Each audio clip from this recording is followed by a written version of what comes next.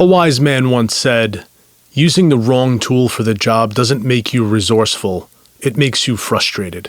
I don't know which wise man that was, but I like it. Probably Gandhi. Maybe Yoda. Anyway, this is true in any industry, but especially in music, or really any kind of art. If you're a creative, I'm sure there's been a time where you've been working on a project and it came to a grinding halt because of some sort of technical issue.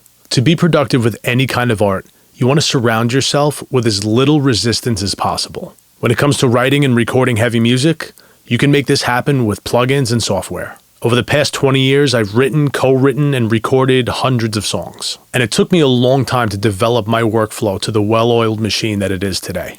So in today's episode, I'm going to share with you my 3 must-have plugins for writing and recording heavy music, so you can get your ideas out of your head and into your audience's ears.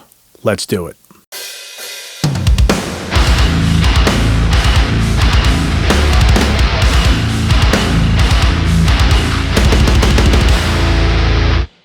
Welcome back to the Riff Haven Audio Podcast. I'm Dan Ferguson, engineer, producer, and owner of Riff Haven Audio here in Long Island, New York. When I was building this studio, there were a lot of obstacles. A lot of obstacles. When I look back on all the long days and nights of work, one of the biggest pain-in-the-ass jobs that we had to tackle, believe it or not, was building the floor.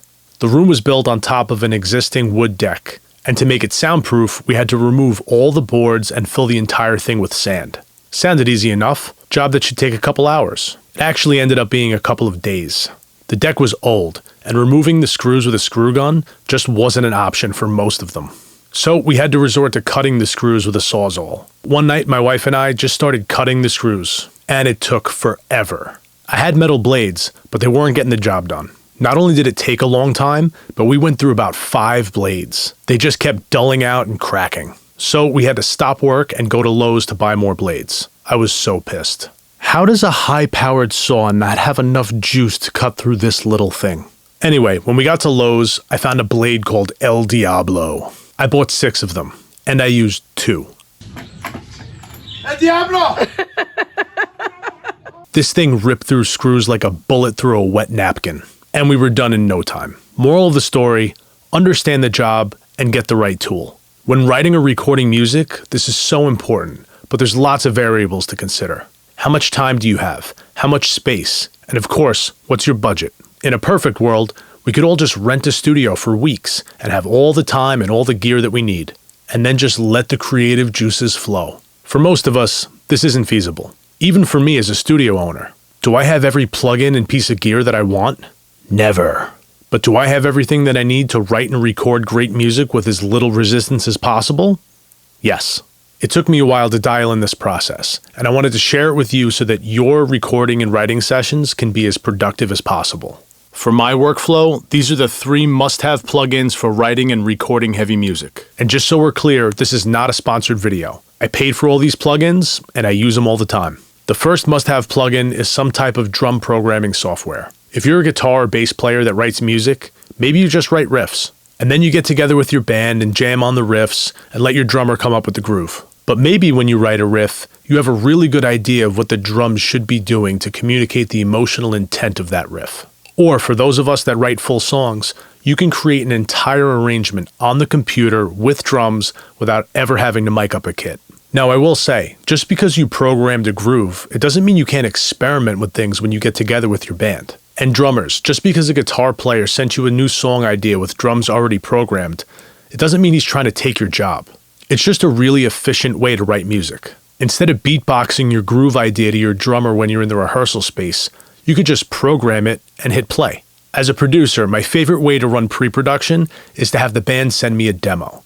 Then I'll program exactly what the drummer played in that demo. Then we get together and talk about the song. Maybe the kick and snare pattern isn't quite locked into what the guitar is doing. Maybe there's some fills that could be tweaked to make the song flow better. This is so easy to do when you have drum programming software. We basically rebuild the demo in the computer until the band is happy with the song. Then we record each instrument for real, including drums, until we have the whole song. As far as software goes, there's so many to choose from. Superior Drummer, Steven Slate Drums, Easy Drummer, they're all great. I personally use GGD drums for my programming. But if you're not using programmed drums for your finished song, you may not need to buy any software. Most DAWs come with some kind of sampler that you can use to program your drums for writing. Logic's stock sampler is more than enough to get your ideas into the computer. Logic also has a drummer plugin that basically allows the computer to come up with a groove for you based on what you're after. It's a great option if you're struggling to write riffs. But also keep in mind, if you're a musician without a band, drum programming software can be a very powerful tool. I've worked with artists just like this. They write songs, but they just sing and play guitar. No problem. They show me their songs, they play their parts, I program the drums, play the bass, and they get to release their song. And it sounds like a band. That's the point. Keep in mind that programming drums in and of itself is an art form. If you don't know what you're doing, it is going to sound like a computer's playing the drums. Most producers know what they're doing here, so if you need help, find someone that can get it done for you. The second must-have plugin for writing and recording is some type of amp sim. It can be such a pain in the ass to properly mic up a cabinet and dial in a tone that inspires you. If you have to do that every time you're trying to write music, it's going to kill your creativity, which is exactly what you're trying to avoid. Having a good quality amp sim in your DAW just streamlines the process. You plug in and you're ready to go. Again, technology has come such a long way that you can get a great guitar tone from an amp sim. Neural DSP and STL Tones are two of the more popular amp sim companies, and when I'm using an amp sim, those are what I reach for. Aside from being quick and easy, there's even more benefits. The first is, you can be recording as you write. If your guitar is properly set up, you have new strings on it, and you're playing good, tight takes, you can use those as your final guitar takes for your song. You can either reamp them later, or you can use the tone that you created with your amp sim. Pro tip, if you're recording with an amp sim, but you plan on having a professional reamp your guitars later, always send the producer both the DI and the bounce tone from your amp sim. This will give the producer an idea of the kind of tone that you're looking for. If you just send the DI, you may get back a guitar tone that sounds good and fits the song, but is very different than the one that you imagined. I want to add that amp sims aren't just for guitar either. They're great on bass as well. Parallax is a very popular one, and STL Tones has some great bass amp sims too. But in either case, they're going to help you eliminate resistance. No setup, just plug and play. The last must-have plugin for writing and self-recording is some kind of all-in-one vocal plugin. Singing into a microphone that has zero processing on it can leave a vocalist uninspired, which is going to take away from their performance. On the other hand, having them sing into the vocal chain you use when you mix can be complicated and can also bog down your CPU when you're recording. This is where I love to use an all-in-one vocal plugin. These tools essentially provide mix-ready vocals all in one place. Again, there's lots of options here. CLA Vocals by Waves is a great one. My favorite is Howard Benson Vocals by Joey Sturgis Tones. Compression, saturation, EQ, reverb, delay, and limiting all in one plugin. You can dial it in yourself or pull up a preset and tweak it until you like it.